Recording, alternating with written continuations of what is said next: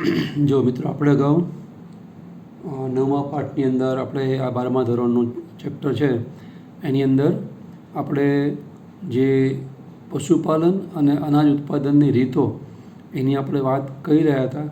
એમાં આપણે 9.1 મુદ્દામાં પશુપાલનની અંદર પેટા 4 મુદ્દા સમજ્યા અને એવી રીતે જે 9.2 પાઠનો બીજો મુખ્ય મુદ્દો છે એની અંદર આપણે વનસ્પતિ સંવર્ધન એની વાતો કરવાની છે. એ પૈકી એની અંદર પણ 4 પેટા મુદ્દા છે. આપણે એના 2 શીખ્યા. 9.2.1 વનસ્પતિ સંવર્ધન, જેનો મુખ્ય હેતુ વિપુલ પાક મેળવવાનો છે. એના આપણે એક્ઝામ્પલ પણ જોયા કે નોર્મન બાર્લોગે જે હરિયાળી ક્રાંતિ સર્જી એના કારણે આપણે ચોખા ઘઉંનું વિપુલ વાર્ષિક ઉત્પાદન મેળવી શક્યા છીએ. એવી રીતે શેરડીની જે સારામાં સારી જાત છે, જુવારની જાત આપણે મેળવી શક્યા છીએ. આપણે એવું સમજાવવાનું કે ખાલી વિપુલ પાક મળે એ જ એક હેતુ વનસ્પતિ સંવર્ધનનો ના હોઈ શકે. એની જોડે જોડે વનસ્પતિની એ નવી જાત એ રોગ પ્રતિરોધક પણ હોવી જોઈએ. એની અંદર પણ આપણે એક્ઝામ્પલ જોયા હતા કે જે મગ છે આપણે એની એવી જાત વિકસાવી શક્યા છીએ કે જે પાવડરી મિલ્ડ્યુ અને યલો મોઝેઇક વાયરસ સામે ટકી શકે. એવી રીતે જે ભીંડા છે એનું સાયન્ટિફિક નામ આપણે જોયું હતું એબેલમોસ્કસ એસ્ક્યુલેન્ટસ, એની પણ સારામાં સારી જાત આપણે વિકસાવી શક્યા છીએ કે જે યલો મોઝેઇક વાયરસ સામે ટકી શકે. તો ભીંડાની આવી જાત ઉત્પન્ન કરવાની આ જે રીત છે એને આપણે નામ આપ્યું હતું પરભાણી ક્રાંતિ. તો આવી રીતે આપણે વનસ્પતિની અંદર વિકૃતિ પ્રેરી અને સારામાં સારી ઇચ્છનીય લક્ષણવાળી વનસ્પતિ જાત મેળવી શકીએ તો એ જે તે રોગો સામે ટકી શકે. તો એનું આપણે એક્ઝામ્પલ જોયા હતા. અને છેલ્લે આપણે એ વાત સમજેલા કે આપણે આપણા પાઠ્યપુસ્તકમાં આપણને એક કોષ્ટક આપ્યું છે જે અહીંયા આપણી સામે અત્યારે સ્ક્રીન પર છે. આપણી પાઠ્યપુસ્તકની અંદર આપેલું કોષ્ટક 9મા પાઠનું પહેલું 9.1 કોષ્ટક. એની અંદર આપણે જે મગ અને ભીંડાની વાત કરી કે જે રોગો સામે ટકી શકે છે. તો અહીંયા એવી કેટલીક બીજી આપણને જાતોના નામ એટલે કે ઉદાહરણો આપે છે કે જે આપણે આ રોગ પ્રતિરોધકતા ધરાવતી વનસ્પતિઓ જેના ઉદાહરણો છે. આપણે ગયા વખતે મગ અને ભીંડા એ જોયા, એ સિવાયના કેટલાક બીજા એક્ઝામ્પલ આપણને આપ્યા છે. આપણે એની વાત જોઈએ તો એની પહેલાં અહીંયા આપણને આપ્યું છે પુષ્પા સ્વર્ણિમ. જે આ રાઈ છે એનું અહીંયા આપણને નામ આપ્યું છે પુષ્પા સ્વર્ણિમ, કરણ રાઈ. એવી રીતે જે ફ્લાવર છે એના લખ્યું છે પુષ્પા શુભ્રા, પુષ્પા સ્નોબોલ K1 અને પુષ્પા સ્નોબોલ K1. આ પુષ્પાનો મતલબ છે ને અહીંયા મેં લખ્યો છે પુષ્પા ઇન્સ્ટિટ્યૂટ છે. પુષ્પા ઇન્સ્ટિટ્યૂટ જે અહીંયા મેં લખ્યું છે એ પ્રમાણે બિહાર ખાતે આવેલું છે. તો એ જે પુષ્પા ઇન્સ્ટિટ્યૂટ છે એ ખાતે આ બધી વનસ્પતિઓને શોધવામાં આવી હોય એટલે એની આગળ પુષ્પા લગાવવામાં આવે છે. તો મિત્રો તમને ખ્યાલ આવી ગયો હશે કે જેટલી પણ જગ્યાએ આપણને પુષ્પા શબ્દ લગાવીને આપેલો છે એનો મતલબ થાય એ જાત એ પુષ્પા નામના સંસ્થામાં જે બિહાર ખાતે આવેલી છે ગંડક નદીના કિનારાની સામે એ જગ્યાએ એમની શોધ થઈ હોય એટલે આગળ પુષ્પા એવું લગાવવામાં આવે છે એ બિલ્ડિંગના નામની યાદીમાં. તો અહીંયા આપણને એવી કેટલી જાત આપી છે જેમ કે પહેલી જાત છે એ છે ઘઉં, વીટ એનું ઇંગ્લિશ નામ. એની એક જાત છે હિમગીરી અને એ પર્ણ તથા એની કિનારી ઉપર લાગતો ગેરુઓ રોગ એની સામે એ ટકી શકે એવી જાત છે આ હિમગીરીની. એવી રીતે જે આ રાઈ છે એનું ઇંગ્લિશ નામ છે બ્રાસિકા અને એની શોધાયેલી જાત એને કે પુષ્પા સ્વર્ણિમ અથવા કરણ રાઈ. એ સફેદ ગેરુ સામે ટકી શકે એવી એ પ્રકારની જાત છે. એને વ્હાઇટ રસ્ટ પણ કહેવાય.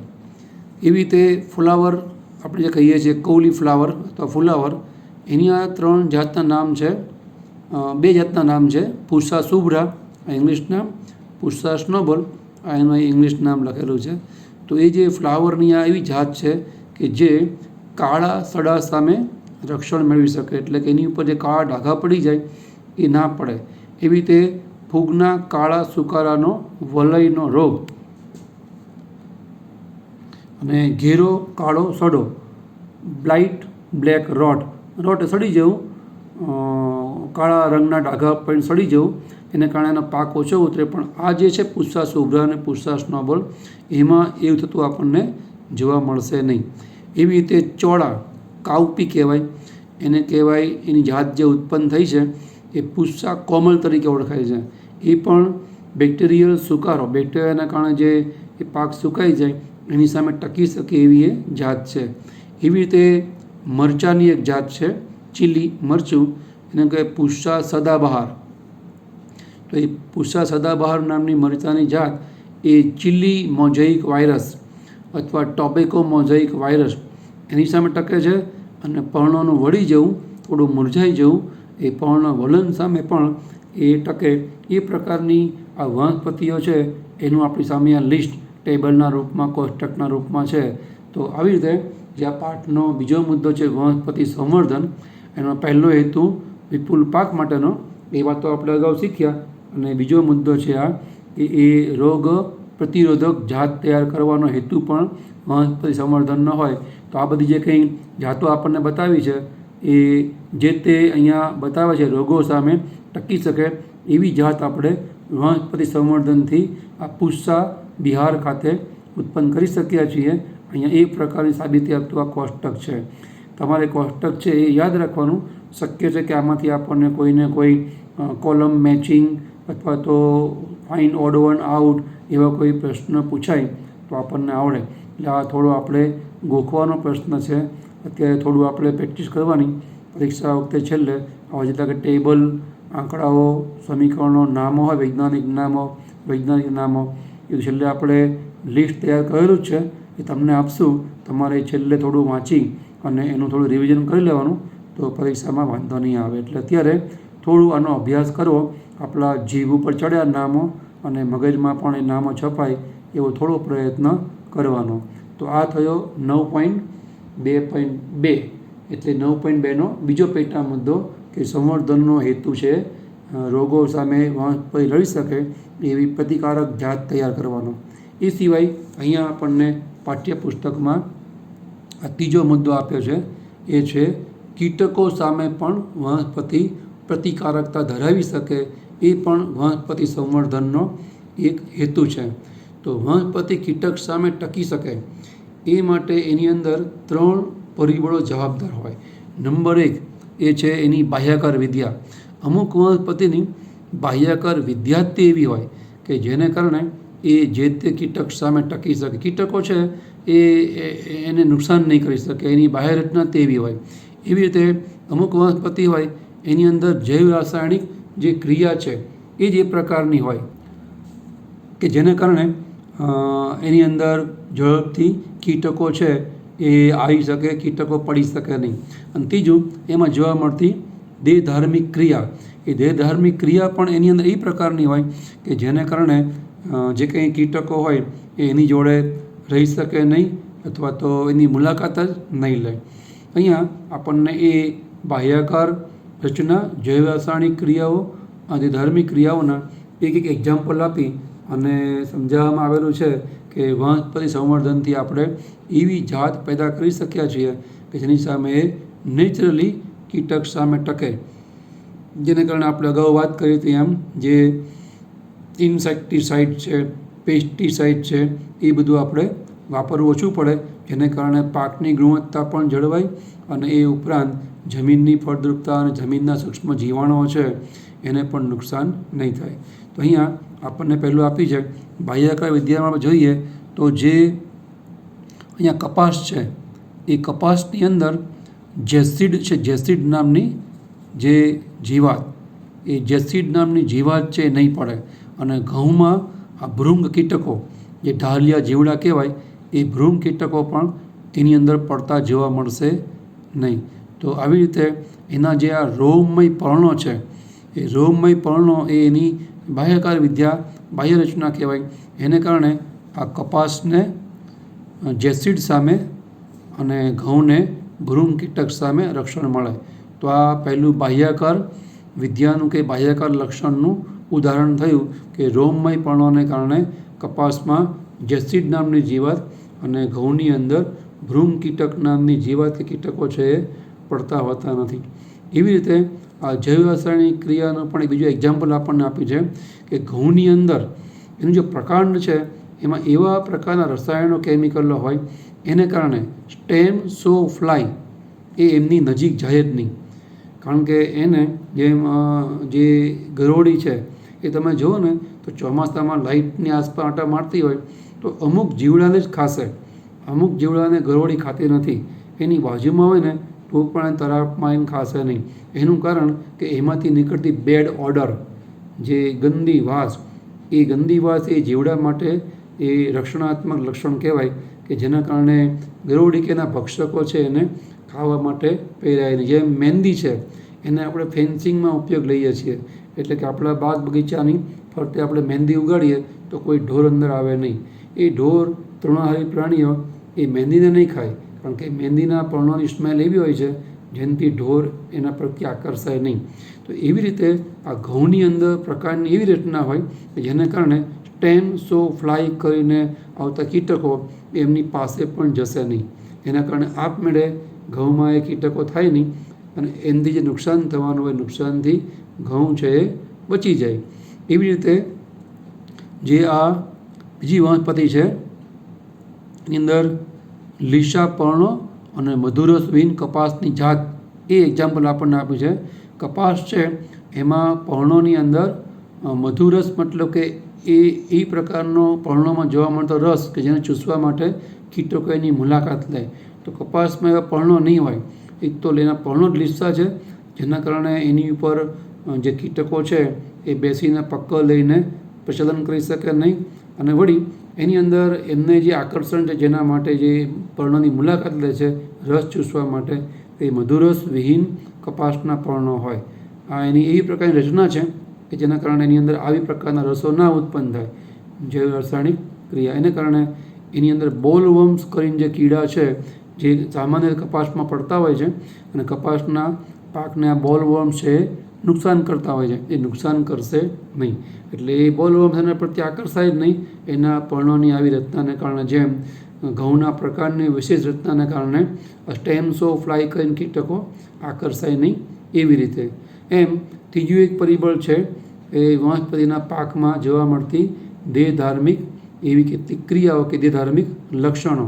તો વનસ્પતિ સંવર્ધનને કારણે ઉત્પન્ન થયેલી નવી જાતની અંદર દેહધાર્મિક લક્ષણો જેવું હોય કે જેના કારણે જે કીટકો છે એના પ્રત્યે આકર્ષાય નહીં. જેમ કે અહીંયા આપણને આપ્યું છે મકાઈ. તો મકાઈના એક્ઝામ્પલમાં આપણને એવું આપ્યું છે કે મકાઈ છે ને એની અંદર એસ્પાર્ટિક એસિડ અને નાઇટ્રોજન એનું બહુ વધારે પ્રમાણ હોય. સામાન્ય મકાઈ કરતાં આપણે વનસ્પતિ સંવર્ધનથી જે જાત મકાઈની ઉત્પન્ન કરીએ છીએ એમાં આ એસ્પાર્ટિક એસિડ અને નાઇટ્રોજન પણ ઓછું હોય. એની સામે જે શર્કરા છે એ શર્કરાનું પ્રમાણ ઘણું બધું ઓછું હોય. તો એના કારણે જે પ્રકાંડ ભેદક કીટકો હોય, એટલે કે પ્રકાંડમાં કાણા પાડી નાખે એને કોતરી ખાય એવા કીટકો, પ્રકાંડ ભેદક કીટકો એ એની અંદર પડશે જ નહીં. કારણ કે એનું આકર્ષણ છે એ ખોરાક છે. એ અહીંયા એના ખોરાકમાં આપણને ઉલટું જોવા મળે. શર્કરા, જે શર્કરા એનો મુખ્ય ખોરાક હોય એનું પ્રમાણ મકાઈમાં ઓછું, એની સામે એસ્પાર્ટિક એસિડ અને નાઇટ્રોજન એનું પણ ઉચ્ચ છે, જેનાથી આ પ્રકાંડ ભેદક કીટકો છે એ બિલકુલ આકર્ષાય નહીં. તો આવી રીતે કીટકો સામે વનસ્પતિ પ્રતિરોધકતા મેળવી શકે એના માટે સંવર્ધન કરવાનો એક હેતુ એવો છે કે એની જે બાહ્ય રચના જ છે, જૈવ રાસાયણિક ક્રિયાઓ કે જે ધાર્મિક ક્રિયાઓ છે એ એવી પ્રકારની થાય કે જેને કારણે સામાન્ય રીતે વગર ઇન્સેક્ટિસાઇડ વાપરે, વગર પેસ્ટિસાઇડ વાપરે એની અંદર એ ટૂંકમાં વાપર્યા વગર કીટકોથી એને રક્ષણ મળે, કીટકો છે એની અંદર પડે નહીં. તો એ પણ મોટો ફાયદો અથવા હેતુ છે આ વનસ્પતિ સંવર્ધનનો કે જેને કારણે એને કીટ પ્રતિરોધકતા મળી રહે. જેમ આપણે અગાઉ 9.2.2 મુદ્દો જોયો એમાં આપણે એવું જોયું કે વનસ્પતિ સંવર્ધન એક હેતુ છે એ છે કે એને રોગો સામે લડવાની પણ પ્રતિરોધકતા મળી રહે. એના આપણે કેટલાક એક્ઝામ્પલ છે એ જોયા હતા. પુષ્સા સ્વર્ણિમ, પુષ્સા શુભ્રા, પુષ્સા સ્નોબોલ, પુષ્સા કોમલ અને પુષ્સા સદાબહાર. તો એવી રીતે આપણે વનસ્પતિ સંવર્ધનને લીધે જેમાં અહીંયા આપણે એક્ઝામ્પલ જોયા, આ મકાઈ છે, પછી કપાસ છે, પછી ઘઉં છે, એ જાતો વિકસાવી શક્યા છે. એમ આપણને અહીંયા પણ એક ટેબલ આપી છે, જે આપણા પાઠનું આ ટેબલ નંબર 2 છે, 9.2, 9મા પાઠનું બીજું ટેબલ. તો એની અંદર આપણને એવી પ્રકારના એક્ઝામ્પલ આપે છે કે જેને કારણે અહીંયા પર તમે જો દરેક નામની આગળ પુરસા લાગે છે.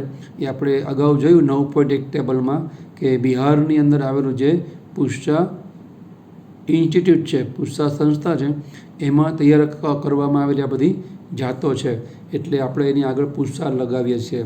તો અહીંયા તમે જુઓ કે રાઈ, કઠોળ, ભીંડાની આપણે એવી જાત પેદા કરી છે કે જે ચોક્કસ પ્રકારના કીટક સામે પ્રતિરોધક છે, એટલે એ કીટકો એની ઉપર પડે જ નહીં. સામાન્ય રીતે એ કીટકો જે ભીંડા, કઠોળ કે રાઈને નુકસાન કરતા હોય, પણ પુરસા સંસ્થામાં તૈયાર થયેલી જે આ જાતો છે રાઈ, કઠોળ ને ભીંડાની, એ એમને નુકસાન કરશે જ નહીં. ઉદાહરણ તરીકે રાઈ, જેને કહેવાય બ્રાસિકા, આ એનું નામ છે રેપસીડ મસ્ટર્ડ, ટૂંકમાં રાઈ બ્રાસિકા, એની જાત છે પુરસા ગૌરવ. એ એવી જાત છે કે જે એફાઇડ્સ અથવા એફિડ્સ નામના કીટક સામે રક્ષણ મેળવી શકે. એ એફાઇડ્સ એમને કોઈ નુકસાન કરી શકશે નહીં. એવી રીતે જે ચપટા કઠોળ છે, ફ્લેટ બીન્સ, જે સિંગમાં થાય બધા કઠોળ, એની આ જાત છે પુરસા સેમ અને પુરસા સેમ 3. તો આ પુરસા સેમ 2, 3 છે એ અનુક્રમે જેસ્સીડ અને ફળ ભેદક કીટક સામે પ્રતિરોધક છે. જેસ્સીડ કીટક છે એ પુરસા સેમ 2 નામના ચપટા કઠોળ જાતને નુકસાન નહીં કરે. એવી રીતે જે પુરસા સેમ 3 છે એ પ્રકારની આ ચપટા કઠોળની જાત, એની અંદર જે એના ફળ એટલે કે એની સિંગ છે એમાં એને કાણું પાડી શકશે નહીં. એટલે કે ફળ ભેદક કીટક સામે પણ પુરસા સેમ 3 છે એ પ્રતિરોધક કહેવાય. એમાં આ ફળ ભેદક કીટકો પડે તો પણ કાણા પાડી શકશે નહીં. એવી રીતે ભીંડા, એને હિન્દીમાં ઓકરા કહેવાય, ભીંડા અથવા લેડીઝ ફિંગર ઇંગ્લિશમાં, એ ભીંડાની જાત છે પુરસા સવાની. પુરસા એ ફર્થ, પુરસા સવાની, એ પ્રકાંડ અને ફળ ભેદક કીટક સામે રક્ષણ મેળવી શકે એવી જાત છે ભીંડાની પુરસા સવાની. જે આ પુરસા સંસ્થામાં તૈયાર થયેલી ભીંડાની જાત, એ આ પ્રકાંડ અને ફળ ભેદક કીટક સામે રક્ષણ મેળવી શકે એ પ્રકારની જાત છે. તો આ આપણે જોયો પાઠ્યપુસ્તકનો બીજા મુદ્દાનો ત્રીજો મુદ્દો કે વનસ્પતિ સંવર્ધન છે. એ પહેલા મુદ્દામાં જોયું તો આપણે કે વિપુલ પાક મેળવવા માટે થાય. બીજો મુદ્દો આપણે જોયો કે રોગો સામે લડવાની પ્રતિરોધકતા માટે સંવર્ધન કરવામાં આવે છે. જે આપણા ત્રીજો મુદ્દો જોયો એ છે કીટકો સામે વનસ્પતિ પ્રતિરોધકતા મેળવે એના માટે આપણે કરવામાં આવે છે. એના માટે આપણે આવા 2 ટેબલ પણ જોયા, એટલે કે બધા ઉદાહરણ પણ જોયા. હવે એના પછી આગળનો એક આપણને મુદ્દો આપે છે, એ છે ચોથો અને છેલ્લો મુદ્દો, સુધારેલી ખાદ્ય ગુણવત્તા માટે વનસ્પતિ સંવર્ધન.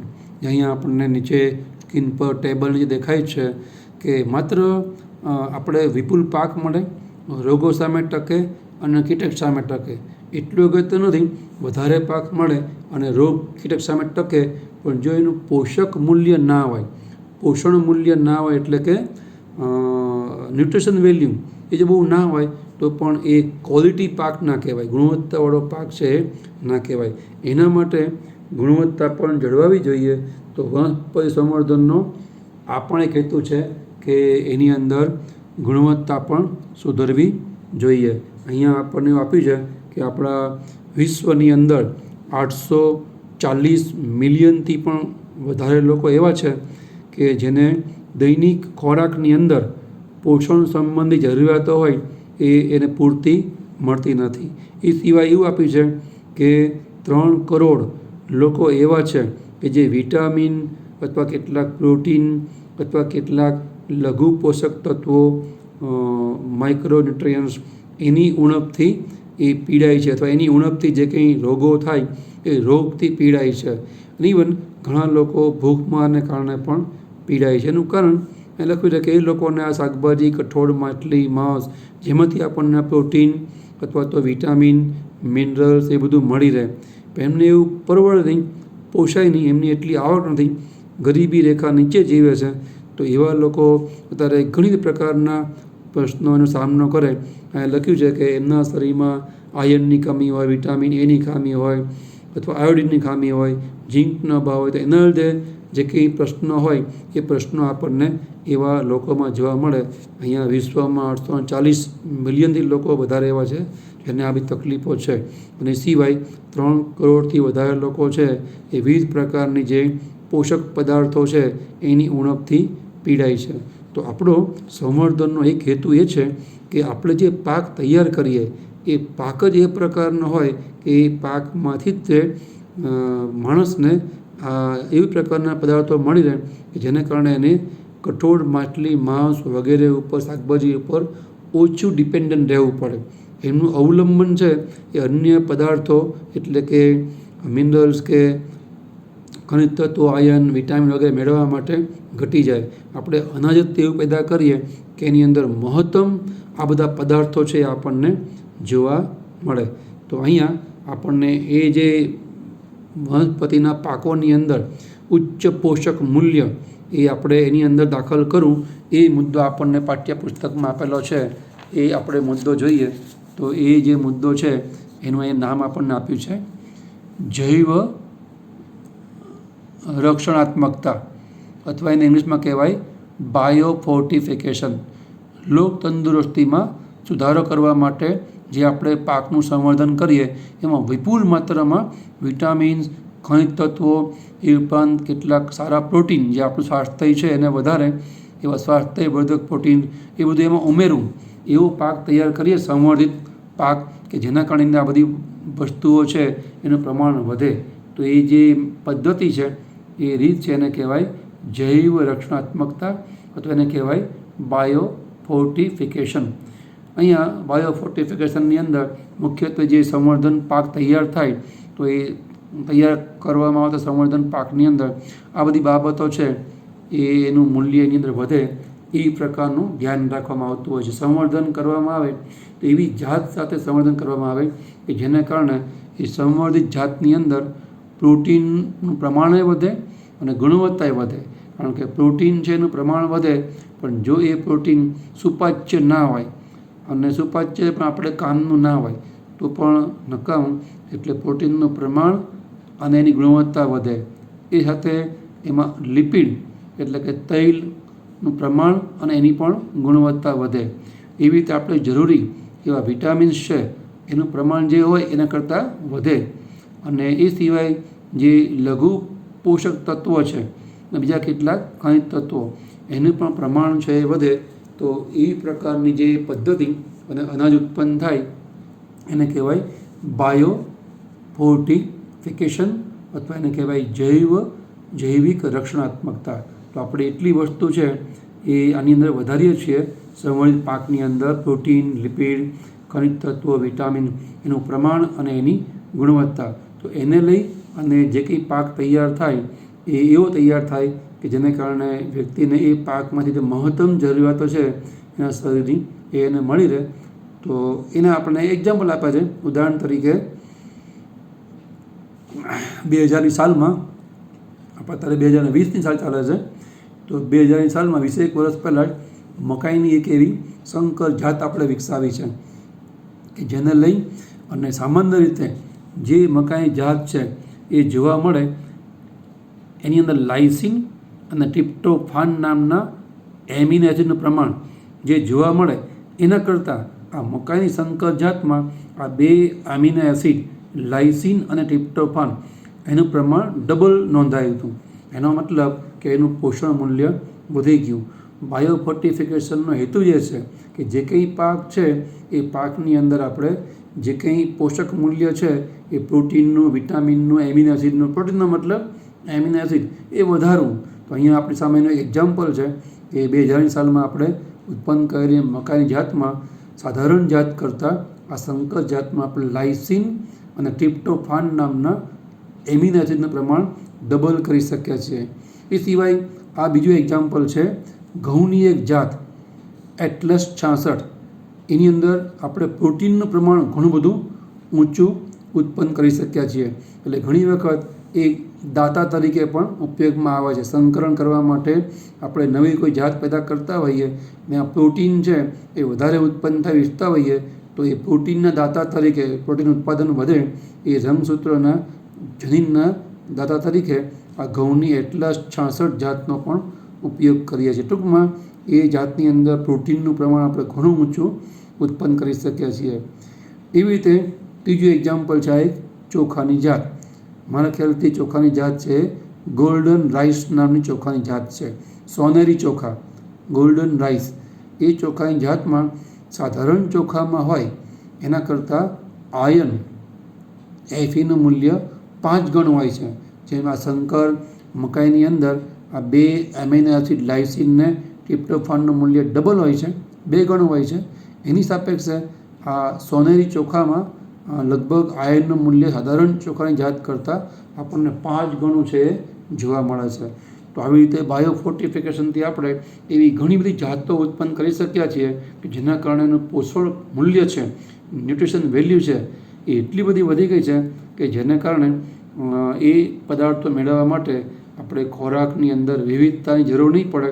એટલે આપણે એના માટે બીજા ખોરાક ઉપર આધારિત ના રહેવું પડે. આવા કેટલાક બીજા એક્ઝામ્પલ આપણને બીજા ફકરામાં આપેલા છે. એ ફકરામાં આપણને આપ્યું છે કે આપણી એક ભારતીય સંસ્થા છે દિલ્હી ખાતેની ભારતીય કૃષિ સંશોધન સંસ્થા, ઇંગ્લિશમાં IARI, આખું નામ ઇન્ડિયન એગ્રીકલ્ચરલ રિસર્ચ ઇન્સ્ટિટ્યૂટ. તો આ ભારતીય કૃષિ સંસ્થા IARI જે અહીંયા આપણને આપી છે પ્રમાણે ન્યૂ દિલ્હીમાં છે, એણે ઘણી પ્રકારના શાકભાજીઓ બનાવ્યા છે કે જેની અંદર સાધારણ રીતે શાકભાજીમાં જોવા મળે એના કરતાં જે કંઈ પોષક તત્વો છે એ ઘણી મોટી માત્રામાં આપણને જોવા મળે એવા શાકભાજીની જાતો છે એ આ દિલ્હી ખાતેની IARI સંસ્થાએ બહાર પાડેલા છે. અહીંયા આપણને દેખાય છે જેમ કે આપણને વિટામિન A જે બહુ જરૂરી વિટામિન છે, જે આપણી આંખ માટે બહુ જરૂરી વિટામિન, એનાથી ભરપૂર એવા ગાજર, પાલક, કોળું આવી પ્રકારના જે શાકભાજી તૈયાર કરે છે જેમાં પુષ્કળ આપણને વિટામિન A છે એ મળી આવે. એવી રીતે વિટામિન C છે જે આપણા દાંત અને હાડકાં માટે બહુ જરૂરી છે. તો એ વિટામિન C છે એ વિટામિન C પણ જેમાં આપણને પુષ્કળ મળે એવા કારેલા, ચીલની ભાજી, રાઈ, ટમેટા એ શોધી કાઢ્યા છે કે જે સાધારણ રીતે જેટલું વિટામિન C ધરાવે એના કરતાં IARIએ ઉત્પન્ન કરેલ જે આ રાઈ, ટમેટા હોય એમાં આપણને વિટામિન C ઘણું બધું મળી રહે. વિટામિન Cથી ભરપૂર છે ટૂંકમાં. એવી રીતે જે લોખંડ છે, આયન, એ જેમાંથી આપણને મળે. અને બીજું આ કેલ્શિયમ તત્વ જે પણ દાંત અને હાડકાં માટે જરૂરી છે. આયન છે બધા વિદ્યુત વાહકો માટે જરૂરી છે, જેમ કે આપણે અગાઉ શીખ્યા હોઈએ ફેરેડોક્સિન છે, સાઇટોક્રોમ છે, એવા વિદ્યુત વાહકો માટે આયનની જરૂર પડતી હોય છે. તો એવા એ આયન અને આ કેલ્શિયમ, આયન છે હિમોગ્લોબિનનો પણ જરૂર પડે આપણને ખ્યાલ છે. તો એનાથી ભરપૂર એવા પાલકની ભાજી, ચીલની ભાજી એ આ IARI સંસ્થાએ તૈયાર કરેલ છે. તો એનો મતલબ કે સાધારણ ભાજી કરતાં આ ભાજીમાં આપણને આયન, કેલ્શિયમ છે એ પુષ્કળ મળી રહેશે. એવી રીતે પ્રોટીન જે સામાન્ય રીતે કઠોળમાં હોય જ, કઠોળ છે પ્રોટીનથી સભર જ હોય, પણ અહીંયા વિશેષ એમાં પ્રોટીનનું પ્રમાણ જોવા મળે એ પ્રકારની વ્યવસ્થા પણ જોવા મળશે.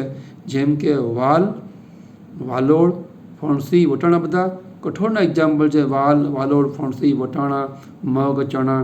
તો એ એવી જાતો તૈયાર કરી છે IARIએ કે જેમાં સાધારણ રીતે કઠોળમાં જે પ્રોટીનનું પ્રમાણ જોવા મળે એના કરતાં આની અંદર આપણને પ્રોટીનનું પ્રમાણ છે એ પુષ્કળ જોવા મળે. તો આ બધી જે પાકોની જાત છે એ બધી બાયોફોર્ટિફાઈડ કહેવાય. બાયોફોર્ટિફાઈડ જાતો.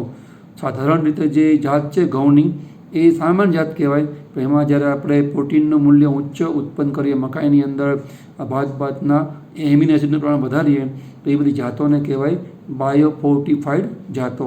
અને આ રીતને કહેવાય બાયોફોર્ટિફિકેશન, જેને લઈ અને એ પાકનું જે પોષક મૂલ્ય છે એ ઘણું બધું વધી જાય. તો અહીંયા આપણે આ પાઠનો બીજો મુદ્દો છે એ પૂરો કર્યો. હવે પાઠના છેલ્લા પાને આપણને 2 મુદ્દા આપ્યા છે. એક તો આ પાઠનો ત્રીજો મુદ્દો છે, 9મા પાઠનો મુખ્ય ત્રીજો મુદ્દો એ છે એક કોષજન્ય પ્રોટીન, ટૂંકમાં એને કહેવાય SCP, એટલે કે સિંગલ સેલ પ્રોટીન એટલે શું અને એની અંદર શું આપણને સમજાવવામાં આવ્યું છે એ. અને છેલ્લો મુદ્દો છેલ્લા પાના ઉપર આપેલો 9.4 એ છે ટિશ્યુ કલ્ચર અથવા તો પેશી સંવર્ધન. એ 2 મુદ્દા બાકી રહ્યા એ આપણે નેક્સ્ટ લેક્ચરમાં જોઈશું. જે કંઈ આપણે શીખ્યા એને સમજી અને તમારી જાતે તમારી દર વખતે નોંધ કરો છો એ નોટ બનાવો, નોંધ કરો. અને આ 2 મુદ્દા 9.3 9.4 માટે આપણે હવે નેક્સ્ટ લેક્ચરમાં મળીએ છીએ.